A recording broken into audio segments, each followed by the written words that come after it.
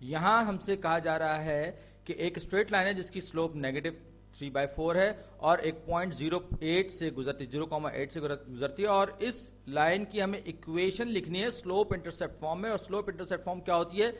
y = mx + b, जो कि slope intercept form है। ये m जो है ये स्लोप है उस स्ट्रेट लाइन का, उस लाइन की स्लोप है, जबकि b y इंटरसेप्ट को जाहिर करती है। ये मैं हर वीडियो में तकरीबन दोहराता हूं इस बात को। तो यहां मुझे स्लोप तो दे दी गई है लेकिन y इंटरसेप्ट अभी मुझे नहीं पता। तो ये मैं इसको ग्राफ पर अगर प्लॉट करूं, अगरचे आपको जरूरत नहीं होती कि आप ग्राफ पर प्लॉट करें, आप सिर्फ नंबर रखकर मालूम कर सकते हैं, लेकिन फिर भी अपनी सहूलत के लिए मैं ग्राफ बना रहा हूं ताकि आपको बेहतर तौर पर समझा सकूं। तो ये स्ट्रेट लाइन है, ये कुछ इस तरह से होगी क्योंकि इसका स्लोप नेगेटिव स्लोप है।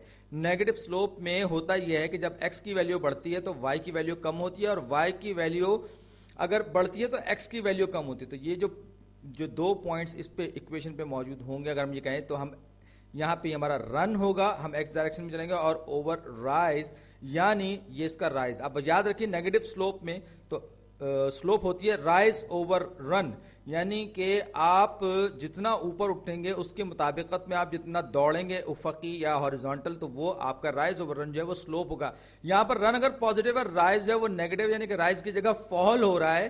तो ये इसलिए मैं कह रहा हूं कि ये स्लोप जो है इसकी नेगेटिव है, और ये बात मुझे सवाल में भी बता दी गई है कि रन जो है अगर पॉजिटिव है तो राइज जो है वो नेगेटिव है। नेगेटिव राइज, फॉल का मतलब आप नेगेटिव राइज ले सकते हैं। तो ये जो स्लोप है जो मुझे इस सवाल में दे दी गई है स्लोप इंटरसेप्ट फॉर्म में लिखने के लिए, वो स्लोप क्या है इस स्ट्रेट लाइन की, वो मुझे दे दी गई। और y इंटरसेप्ट वो मुकाम होता है जहां पर x की वैल्यू 0 होती है।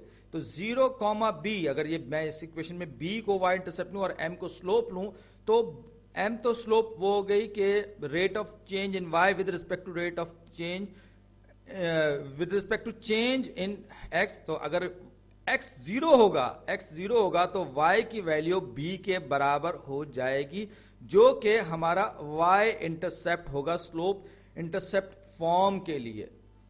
when x = 0, ये मैं लिख भी रहा हूं हाथ के। तो 0, b वो पॉइंट होगा जहां पर कि ये स्ट्रेट लाइन y एक्सिस को इंटरसेप्ट करती हुई काटती हुई गुजरेगी। अब देखिए स्लोप जो है वो -3/4, m = -3/4, जबकि ये पॉइंट 0,8 से गुजरती है। तो इसका मतलब क्या हुआ?